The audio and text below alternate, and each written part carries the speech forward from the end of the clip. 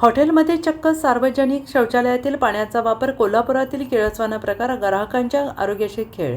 कोल्हापूर जिल्ह्यातील कुरुंदवाड शहरात नागरिकांच्या आणि खवय्यांच्या आरोग्याशी थेट खेळ खेळणारा एक किळसवाना आणि संतापजनक प्रकार आता उघडकीस आलाय. कुरुंदवाड शहरातील माळबाग परिसरातील एका हॉटेल मालकाने चक्क सार्वजनिक स्वच्छतागृहातील पाणी पाईपलाईनद्वारे थेट आपल्या हॉटेलमध्ये आणून वापरल्याचा धक्कादायक प्रकार समोर आलाय. या घटनेमुळे कुरुंदवाड शहरासह संपूर्ण कोल्हापूर जिल्ह्यात प्रचंड खळबळ उडाली आहे. आणि याबाबत मिळालेल्या माहितीनुसार माळबाग परिसरातील या हॉटेलमध्ये गेल्या काही दिवसांपासून हा किळसवाना प्रकार सुरू होता. हॉटेल मालकाने सार्वजनिक शौचालयातील नळाला गुप्तपणे पाईप जोडून ते पाणी हॉटेलमधील कामांसाठी वापरासाठी ओढले होते. स्थानिक सामाजिक कार्यकर्त्यांच्या हे लक्षात येतात त्यांनी तात्काळ घटनास्थळी धाव घेऊन या संपूर्ण प्रकाराचा पर्दाफाश केला. प्रशासनाला याची माहिती दिली.